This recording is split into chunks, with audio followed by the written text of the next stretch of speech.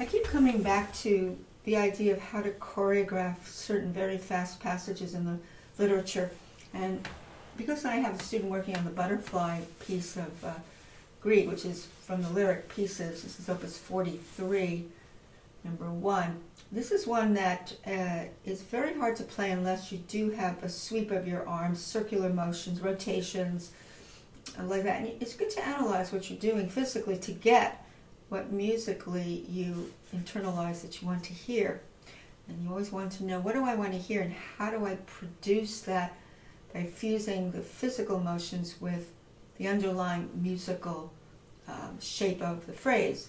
So the two things have to synthesize together. They're not separate. So even in your slow practicing, you're practicing the various physical routines that will eventuate in what you want to hear immediately, in fact. So it has this characteristic springboard, the dotted eighth, 16th figure, which springboard into this butterfly flying up in this little chromatic scale. And then the butterfly keeps swooping up and down. So that's what the composer succeeds in. Butterfly doesn't go up, but as you see butterflies, they can swoop up and down in flight, and that's what you have to get, is the swooping up and down of the butterfly. You actually feel like a butterfly when you're playing this. It's really ironic. So this springboard in, drag it all the way to the destination. Now that is a what? That is a counterclockwise rotation there. So you have to remember how you did that. You went counterclockwise. Go to the A. Now it has a series of dotted eighth sixteenths. They're like swinging kinds of motifs. They swing. I'm using a wrist spring forward motion. So a thumb, to there. Now we have a sequence of what it opened up with. The same idea, but it's going higher. Now it's going higher to the next sequence. So you have to be a little deeper, but same contouring. To the springy ones, the springy ones. And then he ends. A little staccato note. So actually the destination, after all of this dotted 16th and 16ths and rotation, really is this. When you get here, 1, 2, 3, 4, and it gets slower a little bit. Now against that, you have this. That's a lateral rotation. It's the only way you're going to be able to do that. And then another rotation. But you're going beyond the octave, especially here. You have a tenth on the outside here, so you're rolling it laterally. And then we have more of these figures. The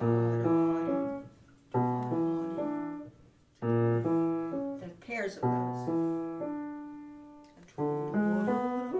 Resolve it. A major. Now he's going into E major by way of E major. Stays in E major for this cadence. Roll. Minor, parallel minor, E minor. Dominant. Tonic. Now these are all in offbeats, so you have to be careful. Study that choreography in each hand. You have to synthesize it. They're both doing different choreographies between the hands, which makes it tricky. This is rising up, this is rolling in, and this is dragging to the rotation. Now this hand is going forward and forward, forward, forward. While in between you have these lateral rolls.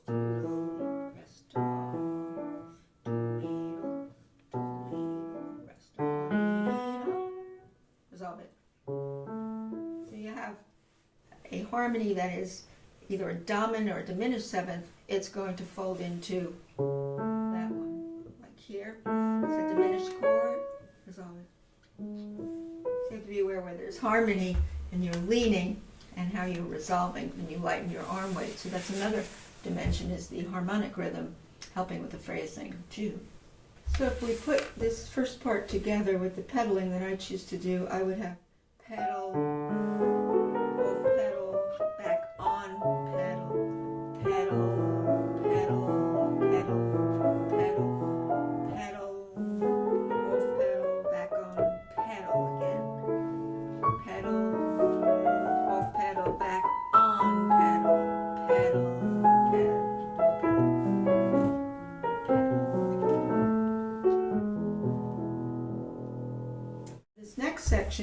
interesting because we're going to use a lateral counterclockwise rotation, and we're going to go into these keys. We're going into F sharp minor by way of a Neapolitan chord.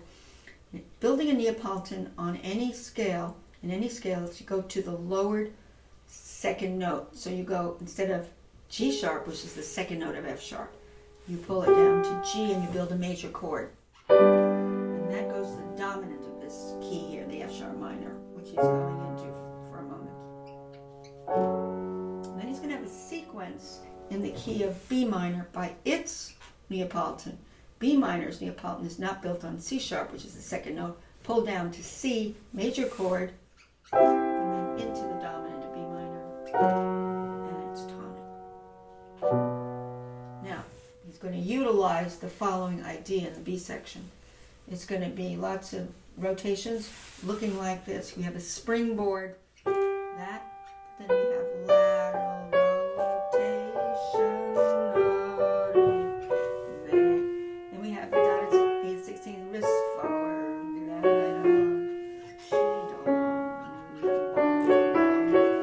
I'm bringing out the lower note, you can hear. And then there's going to be interlude in F sharp minor. It just totally rolled. And then he's going to do the same thing you had in that beginning section here, the new section, in now the B minor with its Neapolitan. I play it softer. I play it softer.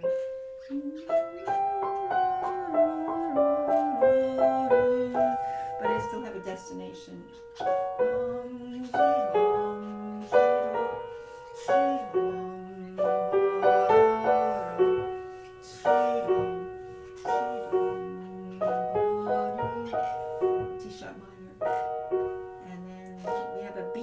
Section interlude here. Then B minor there. Sixth chord of B minor is G major chord. We come back to, comes back. Which you know before. So now the left hand on this B section, you have these after beats that you've had at the beginning. Resto, and you have little pairs. Resto. Dotty is the idea. Dotty, dotty. Then a group of three roll, and they're softer. Dotty, dotty. And then that just rolls across as I did before in the F sharp minor spread, that little interlude there. Now together, you don't want that left hand jumping out. You want to hear the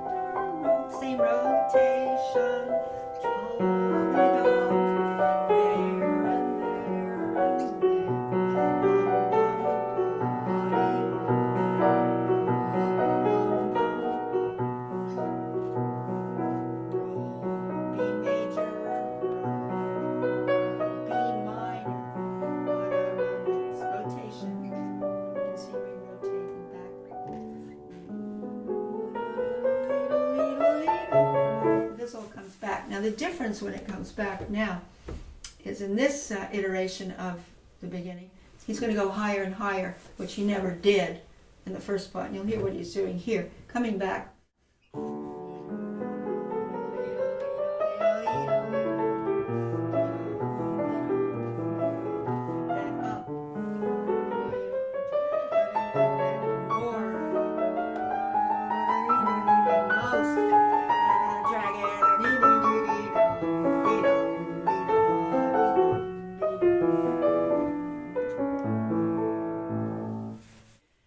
Coming back to the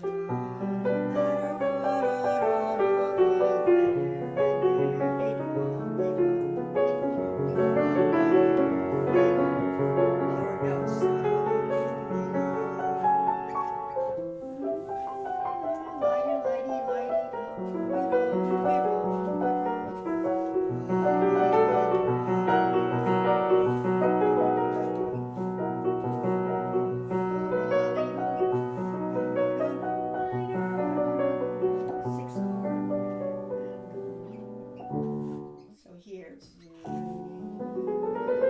going faster.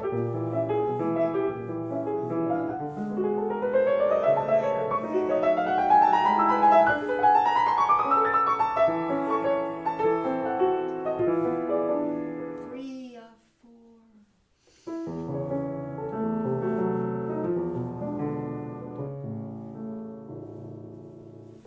That's about it. That's the way we're moving our arms through this. You're like a butterfly flying through it, swooping around, up and down with the wrists and all of the rotations that are important to this.